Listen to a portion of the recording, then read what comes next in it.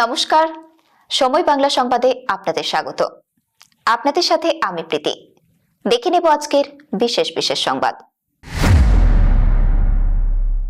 লখনৌয়ের অগ্নিকাণ্ডে প্রাণ হারালেন জগৎবল্লভপুরের অনামিকা ও তার বাগদত্ত। শোকে স্তব্ধ গ্রাম। লখনৌয়ের অলিগঞ্জ এলাকার একটি কোচিং সেন্টারে ভয়াবহ অগ্নিকাণ্ডে মৃত্যু হল হাওড়ার জগৎবল্লভপুরের গড়পুলিয়া গ্রামের মেয়ে অনামিকা সামন্ত এবং তার বাগদত্ত নীলেশ কুমারের। এই মর্মান্তিক ঘটনায় শোকের ছায়া নেমে এসেছে অনামিকার পৈতৃক গ্রাম গড়পুলিয়া সহ গোটা এলাকায়। পরিবার সূত্রে জানা গিয়েছে, অনামিকার পরিবার বর্তমানে কলকাতার নিউ আলিপুরে বসবাস করলেও তাদের পৈতৃক বাড়ি জগৎবল্লভপুরের গড়পুলিয়া গ্রামে। গত 3.5 বছর ধরে লখনৌয়ে কর্মরত ছিলেন অনামিকা। যে কোচিং সেন্টারে আগুন লাগে সেখানেই কাজ করতেন তিনি। অন্যদিকে তার বাগদত্ত নীলেশ কুমার একই ভবনের অন্য একটি অফিসে কর্মরত ছিলেন। চলতি বছরের নভেম্বরে তাদের বিয়ে হওয়ার কথা ছিল। সোমবার সন্ধ্যায় অগ্নিকাণ্ডের খবর পাওয়ার পরে পরিবারের সদস্যরা উদ্বেগে ভেঙে পড়েন। অনামিকার বাবা মা, কাকা এবং ভাই মঙ্গলবার সকালে বিমানে করে লখনৌ পৌঁছন। সেখানে মর্গে গিয়ে আগুনে মারাত্মকভাবে দগ্ধ দেহের মধ্যে অনামিকাকে শনাক্ত করতে তাদের চরম বেগ পেতে হয়। পরিবারের দাবি, মুখে সামান্য একটি অংশ দেখে শেষ পর্যন্ত তাকে শনাক্ত করা সম্ভব হয়।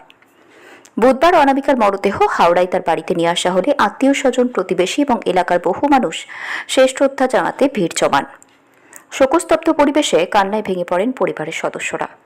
স্থানীয় বাসিন্দাদের বক্তব্য, অনামিকা অত্যন্ত মেধাবী ও পরিশ্রমী ছিলেন। কর্মসূত্রে ভিন রাজ্যে থাকলেও গ্রামের সঙ্গে তার যোগাযোগ ছিল নিয়মিত।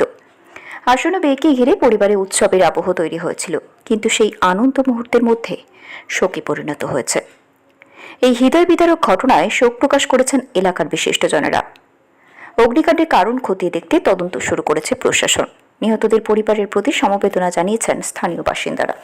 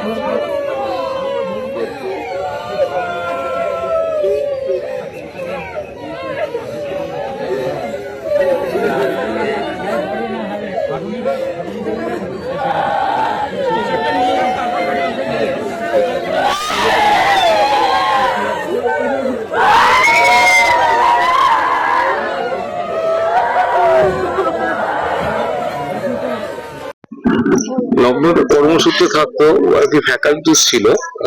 মানে ওই অ্যানিমেশন এবং কার্টুন যেগুলো তৈরি হয় না, সেই কাজগুলো করতো। ওখানে প্রায় 3-3.5 বছর ধরে ওখানে কর্মসূত্রে রয়েছে। হ্যাঁ, উনি একাই থাকতেন তো ইংলিশ টিচার।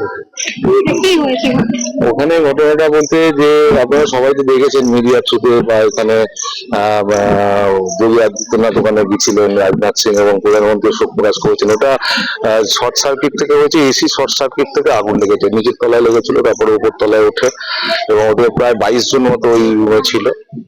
5-7 জন নামতে পেরেছে। যেখানে কাজ করতেন ওখানে 15 জন মতো মারা গেছে। 15 জন। তার মধ্যে আমার বোন ছিল। ওকে আমরা মিকা বলেই রাখি। ও অনামিকা সামন্ত। বডি রাস্তায় আসছে, আর হচ্ছে 10-15 মিনিটের মধ্যে ঢুকে যাবে।